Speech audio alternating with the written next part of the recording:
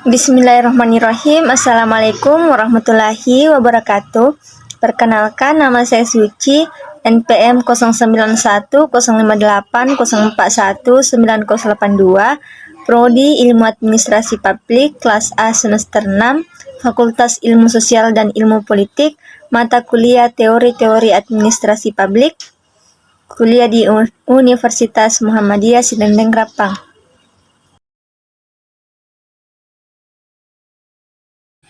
Nah, di sini saya akan membahas sedikit tentang pokok pembahasan pertemuan kedua pada RPS ketiga, yaitu mampu memahami dan menjelaskan hakikat, paradigma, dimensi, ruang lingkup, peran, dan tujuan administrasi publik.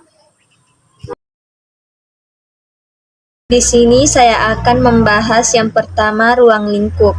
Buku teks yang ditulis oleh Nicholas Henry pada tahun 1995 memberikan beberapa ruang lingkup yang dapat dilihat dari unsur-unsur selain perkembangan ilmu administrasi publik itu sendiri. Yang pertama, organisasi publik yang pada prinsipnya berkenaan dengan model-model organisasi dan perilaku birokrasi. Yang kedua, manajemen publik, yaitu berkenaan dengan sistem dan ilmu manajemen, evaluasi program, dan produktivitas anggaran publik dan manajemen sumber daya manusia. Yang ketiga, implementasi, yaitu menyangkut pendekatan terhadap kebijakan publik dan implementasinya, privatisasi administrasi antara pemerintahan dan etika birokrasi. Dengan memperhatikan begitu banyak unsur yang dipandang penting dalam literatur, maka administrasi publik harus dilihat setidak-tidaknya dari 6 dimensi strategi sebagai berikut. Yang pertama, dimensi kebijakan. Yang kedua, dimensi struktur organisasi. Yang ketiga, dimensi manajemen. Yang keempat, dimensi etika. Yang kelima, dimensi lingkungan. Yang keenam, dimensi akuntabilitas kinerja. Berikutnya, peran administrasi publik. Oleh karena administrasi publik merupakan medan di mana para aparat pemerintah atau eksekutif melaksanakan pekerjaan-pekerjaan yang berkaitan dengan sektor publik, khususnya penyediaan pelayanan bagi kepentingan publik, maka peran administrasi publik sangat menentukan kestabilan, ketahanan, dan kesejahteraan suatu negara.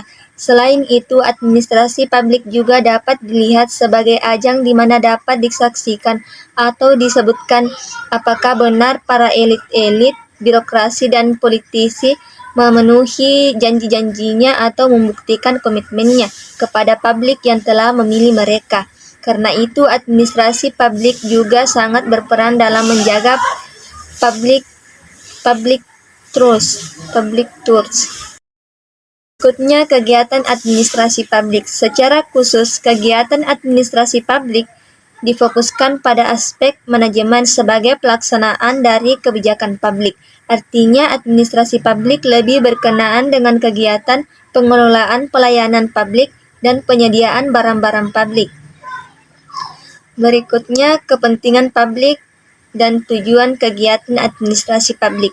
Kepentingan administrasi publik bertujuan memenuhi kepentingan publik atau secara akademik dikenal dengan istilah public interest.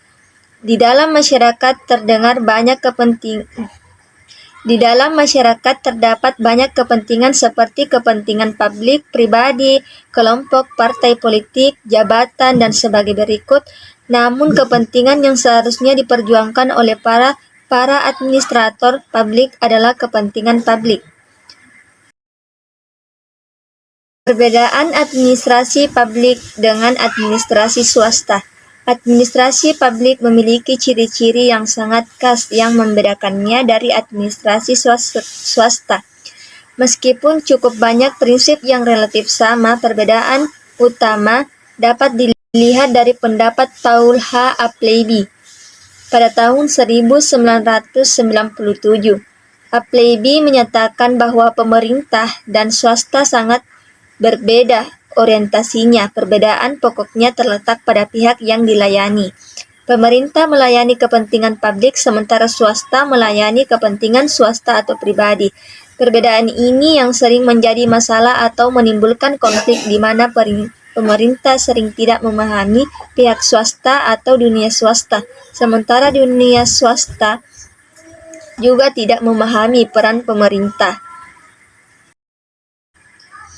Itulah tadi dari saya, kurang lebihnya mohon dimaafkan. Assalamualaikum warahmatullahi wabarakatuh.